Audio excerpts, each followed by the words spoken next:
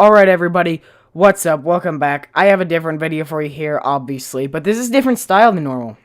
So what I'm doing, this is a review on sugar-free gummy bears. So if you don't know, gummy bears can sometimes have a laxative effect to you.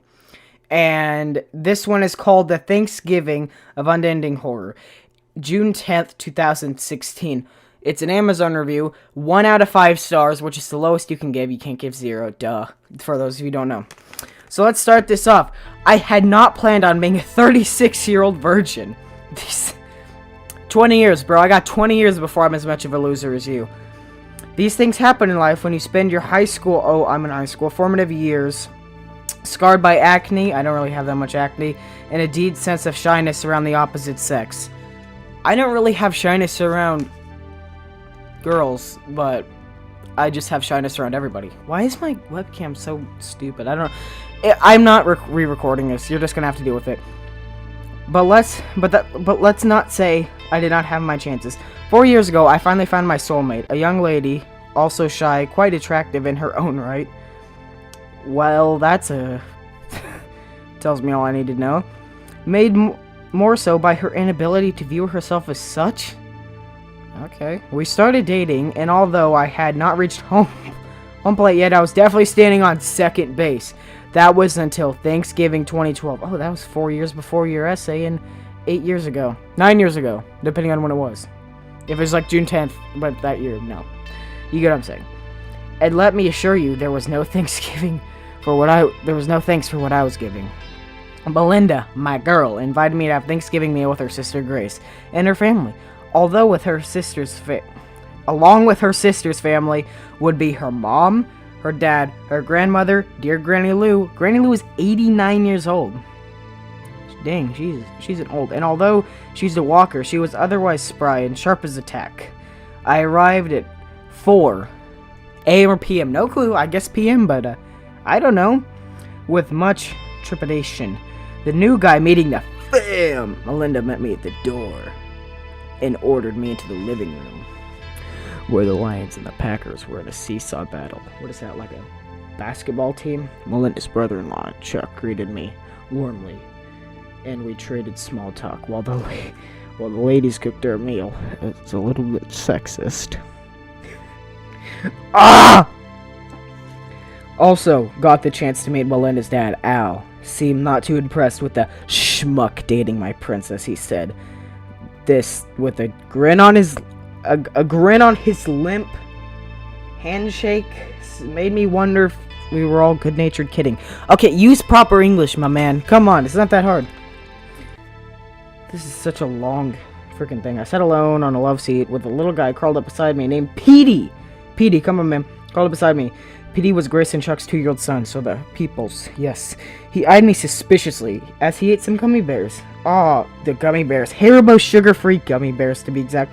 I'm not sure why Haribo would have made a deal with Lucifer himself to produce these fruit-flavored laxatives.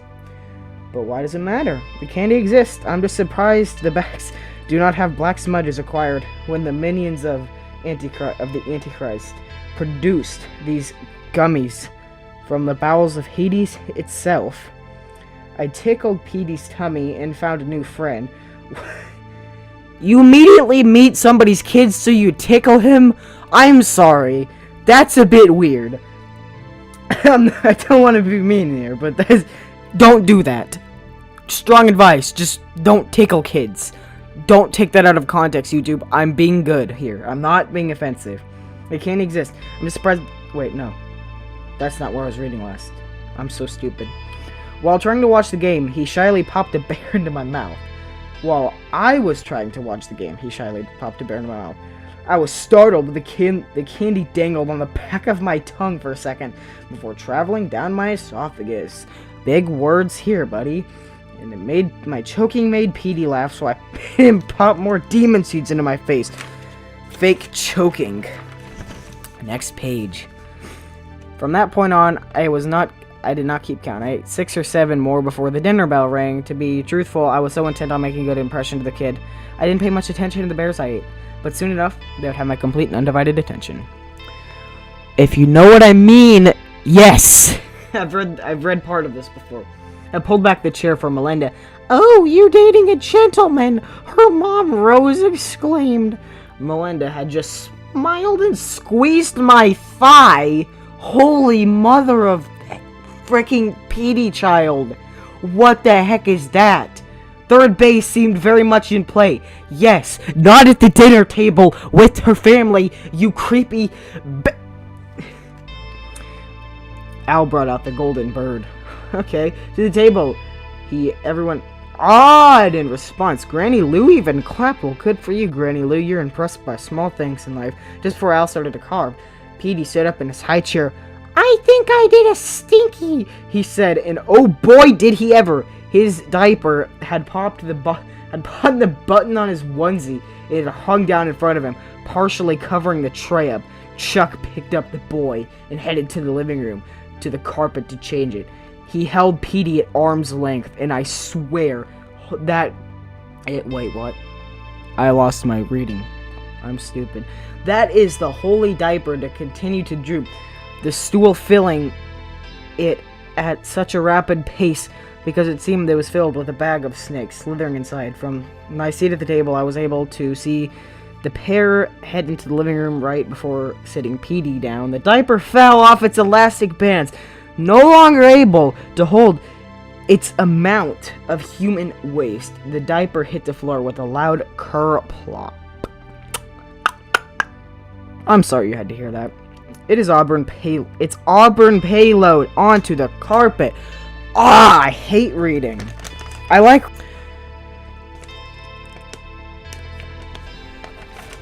I'm sure there was a weird cut there for you because I accidentally pressed the space bar.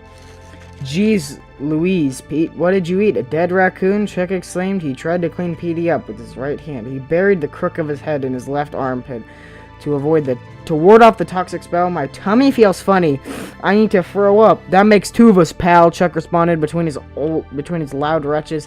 Suddenly, Petey projectile vomited right into Chuck's face. I fully expected Petey's head to swirl around and spin off his shoulders, but thankfully that never happened.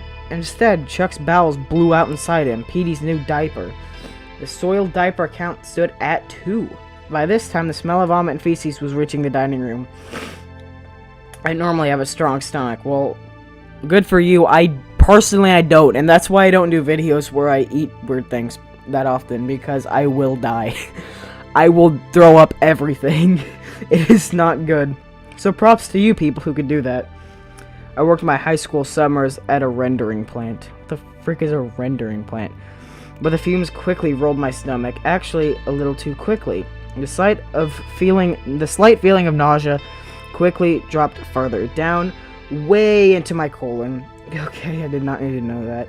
Suddenly, I was getting sharp cramps that traveled back and forth from my stomach to my groin. Melinda's mom and dad had gone to the living room. Chuck and Petey. Melinda had started to follow, then turned back. "You okay?" she asked. "You look really pale." "Yeah, I feel a little puny." When she walked, "Where's the bathroom?" Which way is the bathroom? Not where way is the bathroom. I'm good at reading, but just not out loud. You get it? You get what I'm saying? I'm sure there's people out there who have the same thing as me. You mix up your words. I'm sure there's a reason for that, but yeah. The cramps were slicing my abdomen into pieces. The need to defecate was suddenly so intense, I realized with horror I might not make it to the bathroom. My knees started to buckle. I grabbed Granny's walker for support. I started to move my legs, but I lost feeling. I leaned on the walker and headed to the bathroom. Wait, don't leave me in this. Oh, I missed my place. Sulfuric whorehouse. Mercy, mercy, Granny cried. Sorry, Granny, I mumbled, dragging my legs, but you're gonna thank me later. But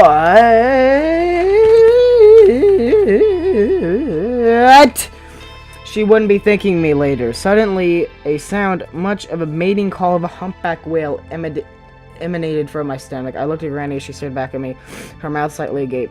Then it happened. The feces exploded from my rectum, quickly filling slowly gushing from the bottom of my trousers. If my heirs was a double-barreled shotgun, I just let go of both barrels. I glanced over my shoulder to see Granny puking over the beautiful turkey, a symbol of what could have been, now covered in a greenish bile. Oh, on the stoop, I stumbled in my car, clothes soiled, nausea growing, relationship over.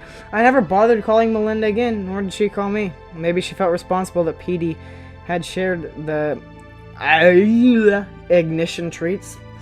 Maybe she was embarrassed by the scene of her family taking turns puking on each other. Maybe she was repelled by the sight of her boyfriend pooping his pants 40 years too early.